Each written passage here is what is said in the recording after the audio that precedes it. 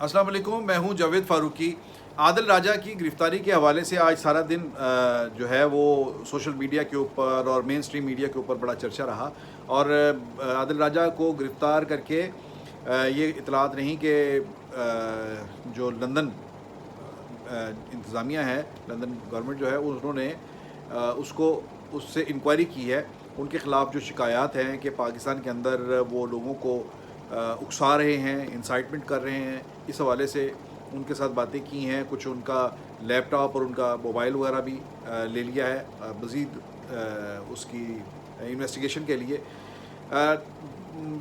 جب گرفتاری ہوئی تو اس کے فوراً بعد یہ چیزیں جو تھیں وہ بہت زیادہ ڈسکس ہونے لگیں کہ اب عادل راجہ کے بعد اور کون کون گرفتار ہوگا، اور اس کے ساتھ ہی آج یہ خبریں بھی آ گئی کہ مزید جو جرنلسٹ ہیں جو باہر پاکستان سے باہر ہیں اور جو حکومت کے خلاف، اسٹیبلشمنٹ کے خلاف اپنے ولاگز کے ذریعے اپنے اپنے ولاگز کر رہے ہیں، ان کے حوالے سے بھی یہ باتیں آئیں کہ ایک تو یہ کہ ان کے خلاف پرچے ہو گئے، عمران ریاض کے خلاف ہو گیا، صابر شاکر کے خلاف ہو گیا، اور سمیع ابراہیم آئی تھنک ان کے خلاف بھی ہو گیا، اور باقی لوگوں کے خلاف بھی۔ تو اس سے ایک ماحول بن گیا کہ یہ ایک بہت بڑا کریک ڈاؤن جو ہے وہ دوبارہ سے شروع ہو گیا ہے، اور اب ان لوگوں کو جو ہے وہ قانون کے شکنجے میں لایا جائے گا۔ عادل راجہ کو لے کر یہ بات ہوئی کہ اب عادل راجہ شاید اگلی فلائٹ سے ہی ان کو پاکستان واپس لایا جائے گا اور یہاں قانون کے کٹہرے پہ کھڑا کیا جائے گا اور ملٹری کورٹ سے انہیں سزا ہوگی۔ لیکن یہ بات بڑی سمجھنے والی ہے کہ لندن کا جو معاملات ہیں برطانیہ کے، وہ ایسے نہیں ہیں کہ وہاں سے جو ملزمان ہیں پاکستان کے ایکسٹریڈیشن ٹریٹی برطانیہ کے ساتھ نہیں ہے، پاکستان کا ملزمان کی حوالگی کا کوئی وعدہ نہیں ہے۔ تو اس سے پہلے ایک بہت بڑی مثال تھی، میرا تو اسی وقت یہ کہنا تھا اور ماننا تھا کہ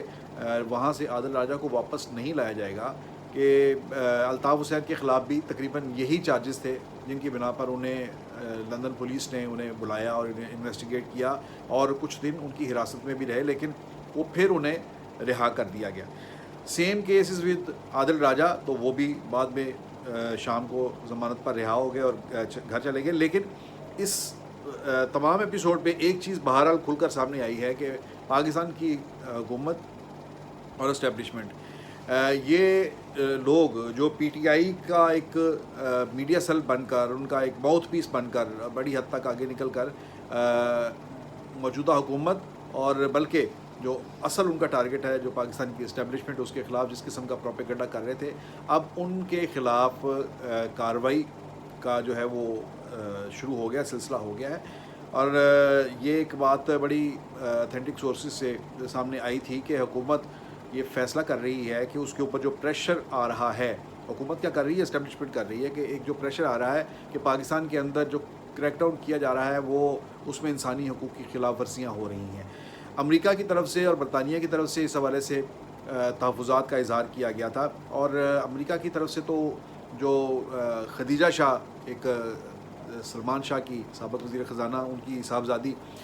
وہ جو گرفتار ہے، ان کے حوالے سے باقاعدہ فارن آفس، امریکی فارن آفس نے بھی اس کے اوپر بریفنگ دی کہ وہ اس ایشو کو دیکھ رہے ہیں۔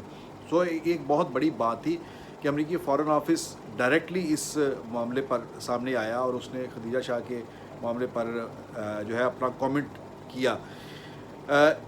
یہ چیز جو تھی یہ ظاہر کر رہی تھی کہ پاکستان کی اسٹیبلشمنٹ کے اوپر بیرونی ایک دباؤ ہے کہ پاکستان کے اندر آپ یہ جو کارروائیاں کر رہے ہیں اپنے مخالفین کے خلاف، اور ان کے حوالے سے جو ہے وہ ان کا ایک ناپسندیدگی کا ایک نوٹ آیا۔ اس پر حکومت کے اندر اور اسٹیبلشمنٹ کے اندر یہ ضرور فیلنگ تھی کہ یہ سلسلہ بند ہونا چاہیے، اور اس حوالے سے ہمارے بعض سورسز کا یہ کہنا تھا کہ یہ فیصلہ کیا گیا ہے حکومتی سطح پر کہ جو غیر ملکی سفراء ہیں، جو اہم ترین جو غیر ملکی جو اہم ممالک جو ہیں جن کے پاکستان کے ساتھ بہت قریبی تعلقات ہیں اور وہ پاکستان کی داخلی سیاست کے اوپر نہ صرف نظر رکھتے ہیں بلکہ اس میں دلچسپی بھی لیتے ہیں، ان کی سفیروں کو اکٹھا کر کے اس 9 مئی کے واقعے پر بریفنگ دی جائے گی۔ اچھا، وہ بریفنگ تو ابھی شاید وہ نہیں ہوئی، لیکن یہ ضرور ہوا ہے کہ آج جو عادل راجہ کا جو معاملہ ہوا ہے اس سے ایک چیز آشکار ہوئی ہے کہ جو یو کے گورنمنٹ کے ساتھ पाकिस्तान की हुकूमत ने यानी गवर्नमेंट टू गवर्नमेंट इस मामले पर बात ज़रूर हुई है कि आप ज़रा देखें कि आपके यहाँ कुछ लोग बैठकर पाकिस्तान के रियासत और यहाँ इसके सलामती के इदारों के ख़िलाफ़ जिस किस्म का प्रोपेगेंडा कर रहे हैं वो पाकिस्तान की रियासत के मफादात के मुनाफी है, और किसी भी रियासत के सलामती के मुनाफी जो मामलात होते हैं उनको रियासती सतह पर उठाया जाता है और उस पर बात की जाती है, और दूसरे मुल्कों का जिसके साथ आपके सफारती ताल्लुकात हैं वो एक दूसरे की सलामती का बकाए बामी जिसे कहते हैं, एक दूसरे की सलामती से जुड़े हुए इश्यूज़ को जो है उसको बहुत सेंसिटिव अंदाज से देखा जाता है। तो इसी चीज़ की बुनियाद पर ये बरतानिया के साथ भी पाकिस्तान ने ये बात की है और अमेरिका के साथ भी ये बात की जा रही है, और उन्हें ये बावर कराया गया है पाकिस्तान की हुकूमत की तरफ से कि देखिए अगर आपके यहाँ कैपिटल हिल पर जब हमला हुआ, जब ट्रंप हारे तो उनके हामियों ने कैपिटल हिल पर हमला किया, तो उसके बाद अमेरिका में किस तरह से उसको डील किया गया। खुद अमेरिका के अंदर सुप्रीम कोर्ट का 2008 का एक फ़ैसला है जिसमें ये कहा गया कि इस किस्म के जब हालात पैदा हों तो इन लोगों के सिविलियंस के मुकदमात जो हैं वो भी फ़ौजी अदालतों में चलाए जा सकते हैं। तो जब अमेरिकी अदालतें ये आपको इजाज़त देती हैं और वहाँ पर ये गुंजाइश मौजूद है, तो आप पाकिस्तान के अंदर अगर कोई ऐसा मामला होता है तो इस पर आप क्यों ये बात करते हैं। इसी तरह से बरतानिया से भी ये कहा गया कि वहाँ पर लंदन के अंदर जो फसादात हुए थे ग़ालिबन 2011 में, तो उसके बाद वहाँ आलमोस्ट जैसे कि एमरजेंसी का नफाज होता है, इस तरह से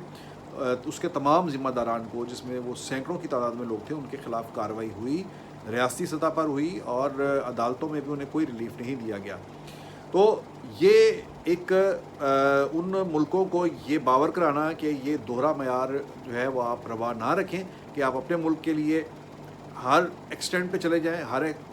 जो है इकदाम उठाएं, और पाकिस्तान अगर अपनी दाखिली सलामती के लिए कोई इकदाम करता है तो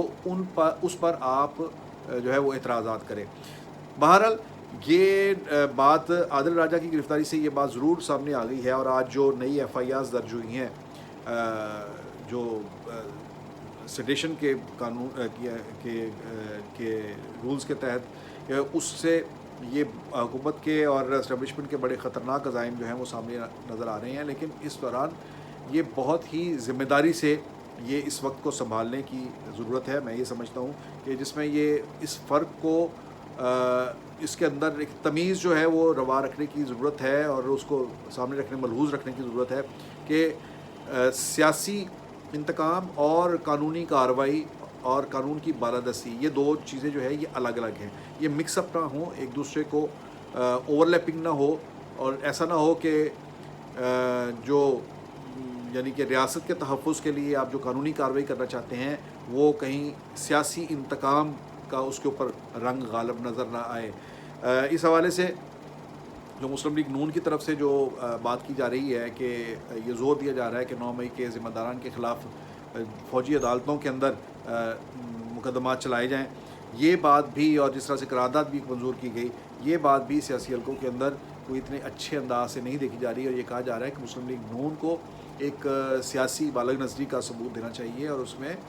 इस चीज़ को पेश नज़र रखना चाहिए कि ये सियासी हालात किसी वक्त भी तब्दील हो सकते हैं, और अगर आप पार्लियामेंट के ज़रिए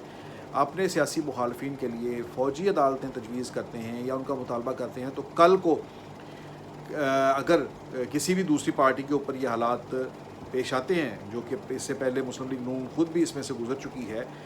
जब मियां नवाज शरीफ के ख़िलाफ़ तैयारा हाईजैकिंग केस बना दिया गया, और फिर जब दोबारा जो है अभी उन्हें उसमें पनामा केस के अंदर जिस तरह से अदालती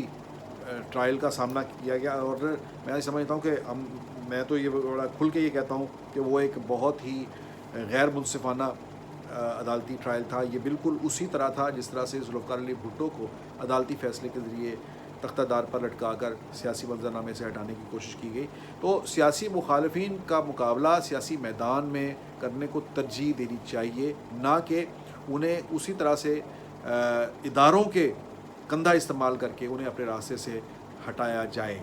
अब तक के लिए इतना ही, इजाज़त दीजिए। अल्लाह हाफ़िज़।